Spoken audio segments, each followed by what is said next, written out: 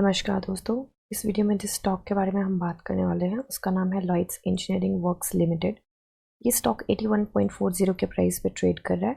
Market में आज इसने 1.18% का डाउन मूव दिया था। मार्केट कैप हो गई इसकी 9,313 करोड़ की। प्रमोटर होल्डिंग 57.20% है। बुक वैल्यू 3.59 है। डिविडेंड यील्ड इसका 0.25% है। डिविडेंड यील्ड इसका बड़ा है एंड फेस वैल्यू इसकी 1 है। फंडामेंटल वीडियो मैं ऑलरेडी बना चुकी हूँ, प्लेलिस्ट में ऐड कर दूंगी, आप देख सकते हैं। अभी के लिए शॉर्ट में देखें तो ये स्टॉक 50 एंड 200 EMA में दोनों से ऊपर ट्रेड करा है, जो कि एक अच्छी बात है। पी रेशो जो है इस टाइम 117.90 पे है 5 ईयर्स के टाइम स्पैन पे, एंड 1 मंथ के टाइम स्पैन पे देखें तो मीडियन से वैसे छोटू सी ही ऊपर है, इतनी कोई दिक्कत की बात नहीं है। थोड़ी सी और ऊपर चली गई थी, थोड़ी सी करेक्ट हो चुकी है क्योंकि पिछले 4 दिनों से स्टॉक लगातार नीचे गिर रहा है। सेल्स एंड मार्जिन देखें तो ग्रॉस प्रॉफिट मार्जिन जो है उसने डाइव डाउन किया था। होपफुली इस क्वार्टर के रिजल्ट के साथ ये थोड़ा ऊपर जाएगा एंड रिकवर करने की कोशिश तो कंपनी ऑफ कोर्स कर रही है। एंड जो सेल्स है वो क्वार्टर ऑन क्वार्टर डिक्रीज हुई थी। तो अभी के लिए चलते हैं इसके चार्ट पे जाने से पहले सबसे पहले तो मैं ये बोलना चाहूँगी कि थैंक यू सो मच। आप सब लोगों ने मुझे इंस्टाग्राम पे ईमेल्स भी आए इनफैक्ट कि मैम आपकी हेल्थ कैसी है। सो यस, आपको मेरी आवाज़ से ही पता चल रहा होगा, I M in recovery mode. काफ़ी ज़्यादा तबीयत ख़राब हो गई थी, तो अभी I am back on track quite like थोड़ा सा। तो अभी के लिए हो सकता है थोड़ी सी कम वीडियोस आएँ, तो आई विल ट्राई कि आपके कोई क्वेश्चंस होंगे तो मैं उसको जो होता है कमेंट सेक्शन में ही क्लैरिफाई करने की कोशिश करूँगी अगर मेरी तबीयत ठीक रही तो। बाकी थोड़ा सा डॉक्टर ने बोला कि जस्ट 1 वीक के बाद I will be completely fine, तो I will be back on track. So तब तक के लिए please bear with me and thank you so very much. आप लोगों ने इतना प्यार दिखाया है, उसके लिए बहुत बहुत शुक्रिया। So let's get back to work. Okay, so सबसे पहले तो हम ये देखेंगे कि इसमें 3 दिन से ना यहाँ पे 3 ब्लैक रोज बने थे एंड उम्मीद थी कि स्टॉक 3 ब्लैक रोज के बाद काफ़ी नीचे जाएगा, बट लकीली नीचे नहीं गया। अब इस चीज़ में एक अच्छी बात देखने को मिली है, वो ये है कि वॉल्यूम ना लगातार डिक्रीज होता जा रहा है। इसको थोड़ा सा ऊपर करते हैं तो वॉल्यूम लगातार डिक्रीज हो रहा है यहाँ पे, एंड इसका मतलब है कि यहाँ पे होल्ड करके बैठे हैं लोग एंड सेलिंग जो है वो काफ़ी कम हो रही है। तो वॉल्यूम की बात करें तो आज जो वॉल्यूम आया है मंडे को, वो आया है 4.85 मिलियन का, विच इज़ वेरी नाइस। ठीक है, डाउन मूव हमें मिला है, रिकवरी भी हमें मिली है, थोड़ा सा ये इसने रिवर्सल भी लिया था नीचे जाके। तो अभी के लिए मुझे लगता है कि इसका स्ट्रॉन्ग सपोर्ट जो बन के बैठा है वो 81 है। पर यहाँ पे एक और चीज़ देखने की बात है, ये जो गैप है ना, एक बार इसको थोड़ा सा डिसेबल करते हैं। ये जो गैप है ना, यूजुअली देखा गया है कि मार्केट में चाहे वो निफ्टी हो चाहे कोई भी स्टॉक हो, ये गैप फिल करने स्टॉक आता है कई बार। तो अगर यहाँ पे चांसेस हैं पूरे रिवर्सल के, 81 का सपोर्ट ये स्ट्रॉन्ग है, यहाँ पे चांसेस हैं रिवर्सल के। अगर यहाँ से रिवर्सल नहीं मिलता है तो हो सकता है कि इस गैप को फिल करने नीचे भी आए स्टॉक, एंड उसके बाद का सपोर्ट जो मुझे लगता है वो ये लगता है जो इसका हाई नहीं, यहाँ पे इसने क्लोजिंग दी थी उसके ऊपर हाई का भी छोटू सा हमें सपोर्ट तो डेफिनेटली मिल रहा है। हो सकता है यहाँ से ये रिवर्सल ले ले, क्योंकि अगर गैप ही फिल करने की बात है तो गैप फिल हो जाएगा यहाँ से भी, जो कि है 78.90, मतलब 79 का। वैसे मुझे लग रहा है जो स्ट्रॉन्ग रहेगा थोड़ा सा वो ये रहेगा 78 का। इसको थोड़ा सा ऑरेंज कर लेते हैं, तो हो सकता है गैप फिल करने आए और 78 पे भी हमें स्टॉक दिखे, और 79 के नीचे 78 के आसपास बीच में स्टॉक हमें दिखे, तो मुझे लगता है वो काफ़ी अच्छा एंट्री पॉइंट हो सकता है। एंड अगर इसको भी ये ब्रीच करता है तो हो सकता है कि स्टॉक इसके आसपास भी ट्रेड करता हुआ देखे, विच इज़ 75। तो अपना स्टॉप लॉस ध्यान से लेके चले, जिन्होंने भी हाई पे एंट्री बनाई है स्टॉप लॉस ध्यान से लेके चले। एंड दूसरी चीज़ है कि लॉन्गर रन में मुझे लगता है कि स्टॉक काफ़ी अच्छा परफॉर्म कर सकता है।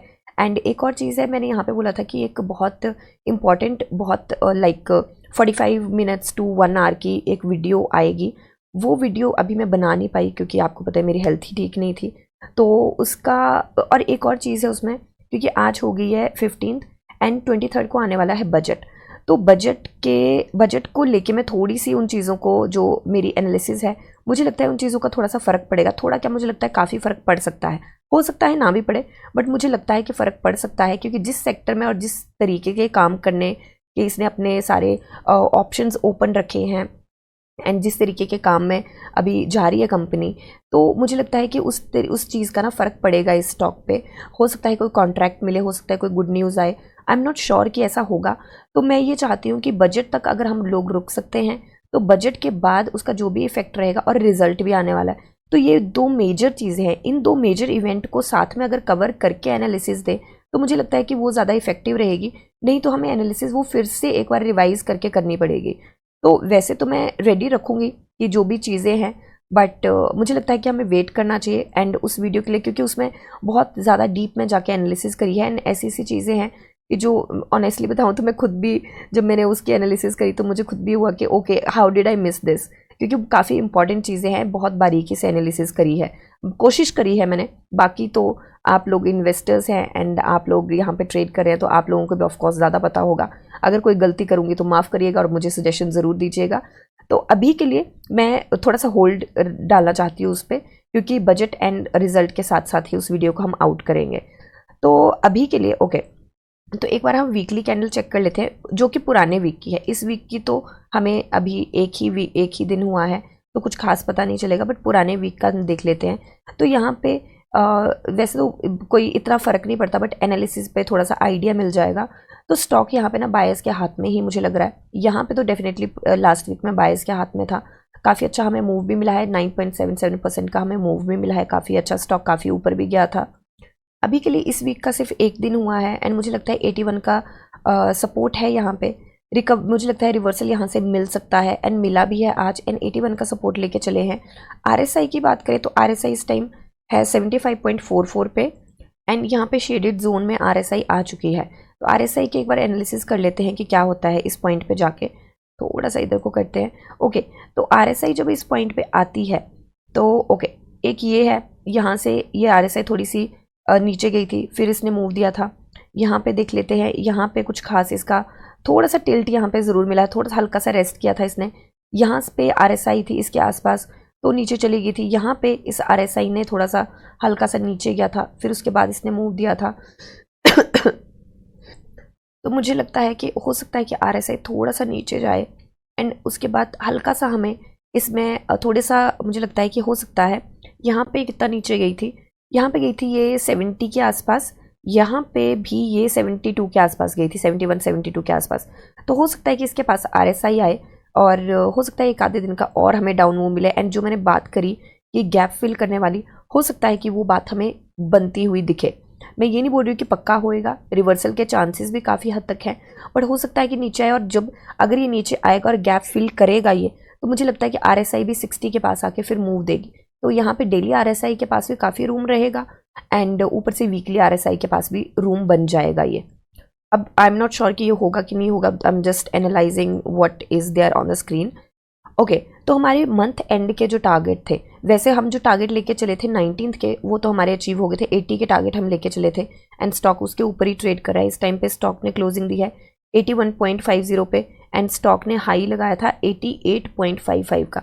तो हमारे पुराने टारगेट तो डेफिनेटली अचीव हो चुके हैं और वो टाइम से पहले ही 1 वीक पहले ही अचीव हो गए थे। इस टारगेट को अचीव करने के, जो कि मंथ एंड का है, 100 का जो टारगेट है, उसको अचीव करने के लिए हमें अभी भी 23% के आसपास मूव की ज़रूरत है and which is not like कि ये पॉसिबल नहीं है, बहुत आराम से पॉसिबल है ये। एंड जो इसका पैटर्न बन रहा है उस पैटर्न के साथ तो डेफिनेटली पॉसिबल है। मुझे लगता है इसको थोड़ा सा ऊपर भी जा सकता है, सस्टेन करे ना करे वो अलग बात है, बट 100 पे इसको हर्डल तो आएगा ही आएगा, वो भी जरूर ध्यान में रख के चलिएगा। तो मुझे लगता है कि मंथ एंड के टारगेट हम अभी तक यही लेके चलेंगे एंड बीच में मैं अभी कोई और टारगेट नहीं दे रही, क्योंकि गैप अगर फिल करता है तो उसके साथ हमारे टारगेट चेंज होंगे। तो उस चीज़ को अभी थोड़ा सा होल्ड पे डालते हैं। एक बार BSE पे चलते हैं। BSE पे देखिए इसका प्राइस बैंड है 20% का एंड कल लगा ही दे। अब मैं वीडियो भी बना रही हूँ तो आई रियली होप कि कल लगा दे ये।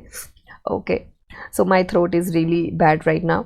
ओके, तो इसका प्राइस बैंड है 20% का एंड न्यूज़ ऐसा कोई भी नहीं है। ये एक बार देख लेते हैं, ये कुछ 6 को न्यूज़, अच्छा उसके बाद तो मैंने वीडियो बनाई थी। तो अभी के लिए ऐसा हमारे पास कोई न्यूज़ नहीं है जो इसके प्राइस के अप डाउन मूव में किसी तरीके की मदद करेगी। इसको एक बार फिर से रिवाइज कर लेते हैं, देख लेते हैं कि ये है क्या एक्चुअल में। सो ये आई थिंक वो डिमेटेरियलाइज्ड फॉर्म वाले जो होते हैं, जो ओके यस, तो जो मेटेरियलाइज फॉर्म वाले होते हैं और डीमेटेरियलाइज करना होता है उनको, तो वही वाला प्रोसेस है। उन्होंने बताया कि जब भी उनको मिले हैं तो 15 डेज़ के अंदर अंदर उन्होंने वो डीमेटेरियलाइज करके एक्सचेंज पे अपलोड कर दिया एंड एवरीथिंग। तो ऐसा कोई ऐसी न्यूज़ नहीं है जिसके प्राइस वैन के अप या डाउन मूव में किसी तरीके की मदद करेगी। मुझे यहाँ पे एक न्यूज़ मिली थी जो एक दिन पहले आई है, एंड जो है कि यहाँ पे इसका जो है वो डिविडेंड जो है वो बढ़ सकता है। जो अभी आएगा डिविडेंड, एक तो 19th को इसकी और एक्स डेट है, उसके बाद रिकॉर्ड डेट है डिविडेंड के, उसके बाद जो डिविडेंड आएगा उसमें उम्मीद है कि ये डिविडेंड अपना बढ़ा देंगे। डिविडेंड यील्ड भी बढ़ी है एंड कंपैरेटिवली वैसे डिविडेंड यील्ड इतनी कुछ खास नहीं बढ़ी है, इतनी भी कुछ हाई नहीं है डिविडेंड यील्ड, छोटू सी ही बढ़ी है, मतलब डबल तो हो ही गई है कहीं ना कहीं, तो डबल के आसपास है। तो मुझे लगता है कि ठीक है, बट मुझे लगता है कि डिविडेंड ये बढ़ भी सकता है। ये मेरे माइंड में भी थी चीज़, एंड जब एनालिसिस करी थी मैंने तब भी ये चीज़ मेरे माइंड में आई थी, एंड अभी ये न्यूज़ भी आई है कि डिविडेंड बढ़ सकता है यहाँ पे, तो ये भी एक चीज़ है। एंड दूसरा मुझे लगता है यहाँ से रिवर्सल मिलने की एक और वजह है, और वो वजह ये है कि डिविडेंड की डेट भी पास में आ रही है, तो हो सकता है कि लोग यहाँ पे अकोमुलेट करें, एंड यहाँ पे होल्ड करके तो लोग डेफिनेटली बैठे हैं, क्योंकि यहाँ पे वॉल्यूम जो है वो काफ़ी कम हो चुका है। तो अभी मुझे लगता है कि कल हो सकता है कि हमें, अगर ये यहाँ से हमें रिवर्सल नहीं मिलता है 81 से, तो हो सकता है कि गैप फिल करने आए, तो उस चीज़ को ध्यान में रख के चलिएगा, ठीक है। रेस्ट ये सिर्फ मेरी एनालिसिस है, कोई बाय सेल होल्ड की रिकमेंडेशन नहीं है। एंड आप लोगों का बहुत बहुत शुक्रिया जिन्होंने इतना प्यार दिखाया मुझे, एंड सीरियसली हाथ जोड़ के शुक्रिया, एंड आई थिंक मैं आपकी दुआओं से ही ठीक हुई हूँ। तो मिलते हैं नेक्स्ट वीडियो में, and thank you and have a good day.